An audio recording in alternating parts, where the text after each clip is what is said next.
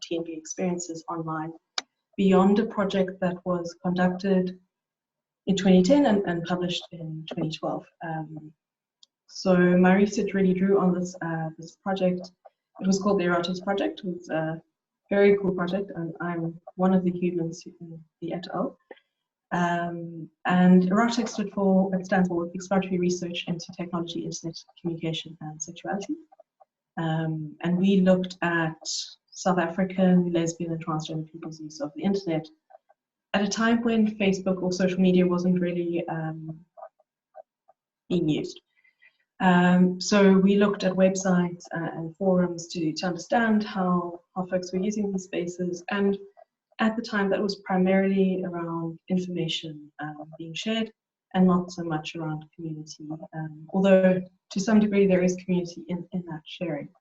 And then I also draw on publics and counter-publics, particularly Warner's work, Fraser's work, and Dalberg's work when looking at this research, as well as a project I worked on with Tiffany Mugo from Holla, which is a Pan-African queer women's website. And in that space, we looked at queer digital counterpublics and what the internet provided for the queer African women in particular, and looking at what digital could give in terms of feminist features. And that was in conversation with Beijing Plus 20 at the time. So in terms of this group, it is a Facebook group, and the study was with 10 administrators, because I didn't want to engage with participants because it's their safe space. So the conversation was purely held with the admins, and ultimately what they were saying was that they created the space online because there were no spaces online for TNB folks, but also very few spaces offline. So yeah, what came out of that research was what digital spaces, such as in this case the Facebook group, could give TNB folks, and that is three things: a sense of community, inclusion, belonging, access to information, and as well as a sense of safety. So I'm going to speak a little about each one, because this is a super condensed kind of presentation. So if you want to engage more with the research, you're more than welcome to ask for more info from me. So yeah, so these are some snippets from the admin staff. So speaking to about how the space was about accessing community and allyship and advice and support. But the one thing that really stood out in particular for me was around the affirmation of identity, because in South Africa there is still a very strong emphasis on binary transgender experiences, and these are quite, they can be at times dismissive of non-binary experiences. So one admin person shared that you wouldn't find that someone would tell you that you aren't something enough to be here. And that's quite a significant thing, because in this person's experience, they also shared how they had belonged to an offline group, and they were being told between transmasc and transfemme, like to be more this, to be more that, and weren't really given the space to be themselves, to express themselves in the way that they move through the world. And so what this kind of spoke to as well in terms of work that I'd done with Tiffany was around the production of counter discourses. So we have got these conversations that are happening around transgender binary people, and these are far more visible to a degree in broader society, although we are seeing more non-binary, gender fluid, gender non-conforming representation. But the space offers something of a counter discourse to what exists currently. Then another aspect, theme that emerged was around information and different kinds of information. So context specific.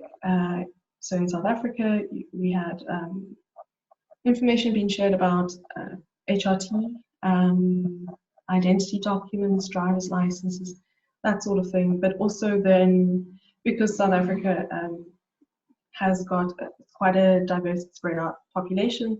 So it's also about like accessing healthcare in urban spaces, in peri-urban spaces, in rural spaces, knowing which clinics you can trust, which are transphobic, which are affirming. So that kind of conversation, that kind of information being provided, as well as crowdsourcing information. So this group, what they did was, I think at the time, 1,300 members. And from those members, they pulled information in terms of trans-friendly spaces, clinics, healthcare practitioners. So they're able to share that and make that available to the group. And then also in terms of information, placing the context-specific information into conversation with global developments. So conversations around, an example would be having a non-binary marker on your identity document, on your driver's license. And so there's conversation that happens then around what would that take for that to occur in South Africa, and how to go about organizing to get that kind of process rolling. Another very important thing that I found really interesting, and also I experienced it myself as a member in that space at a point, is the access to information that provide warnings or problem solving.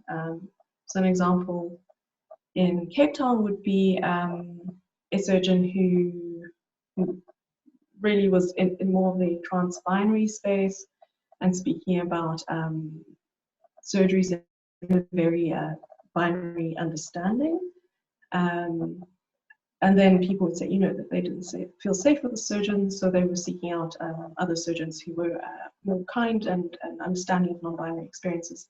And so that kind of information circulates in the space and has been incredible. I mean, I've benefited from something like that, for instance. And then on to safety. So digital spaces are providing spaces of safety, especially when you have somebody who is in a community, a very small town, for instance, and doesn't know that there are other trans people in the world, or they don't know where to begin to look for information. So they start looking, they start with a basic search online or on Facebook or any other platform. And they find these spaces, and they are then able to kind of enter into conversation and hopefully into community and a sense of belonging, really.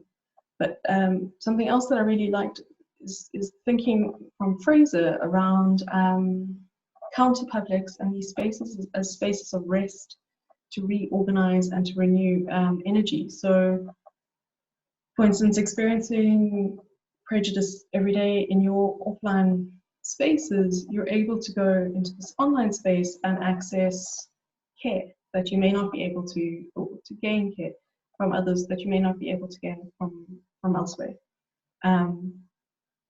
But something to note, though, is that there are risks that are still present. So, for instance, the presence of trolls. But the way this group managed it was through the distribution of the risk. So members would rally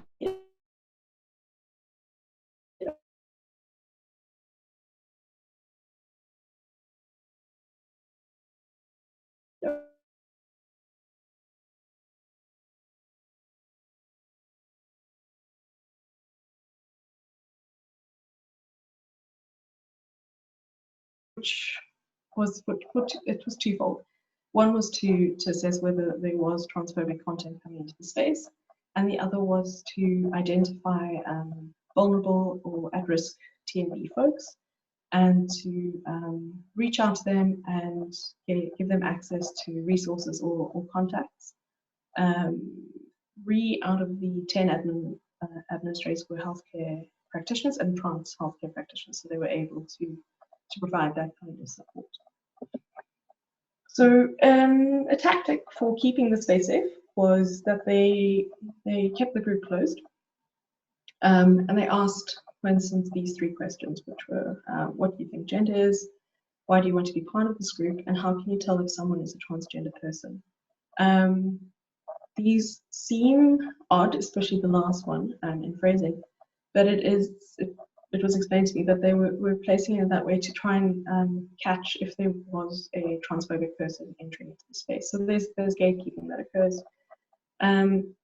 But what is really at risk with this as well, though, is the unintentional exclusion that could occur, because in South Africa there are 11 official languages. And so not everybody potentially speaks about gender identity in the same way. And we adopt from the global north, but there are also other ways of speaking about gender identity that may not be common or known to every South African based on the languages that they speak. And almost wrapped up.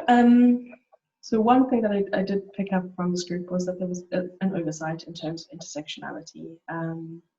All admins were white people, and they spoke very specifically about gender identity. But when prompted, I couldn't get them to engage with intersections of sexuality, race, class, disability. It was almost a block, so that this was a space for gender identity. And it's something quite similar. So I did my PhD on Joburg Pride, and in terms of Pride, what I found was that lesbian and gay people's experiences were the dominant experiences held up for discussion, and bisexual, queer, trans, intersex, asexual plus experiences were left out. They were kind of sidelined within that community. So it's something that I think this group and future groups really need to take into account is intersections of identity and how to account for full lives, so the whole person, and not simply gender identity, because there are overlaps and ways that people experience things that come to be impacted by their other identity markers, for instance. Yeah, and then just to conclude, that digital communities do provide safety, but these are still needing to be negotiated and having systems or things put in place. And my recommendation would be that if you are looking to create a community, look at approaching it in an intersectional way, but also in a collaborative manner. So asking as many people as possible to participate in the design of the space to get an understanding of what people need and want, but to actually really create a sense of community then. And then future research that I'm looking at is considering the digital divide and who's left out of these spaces, how they can be included, and looking at this not beyond South Africa. So that's me.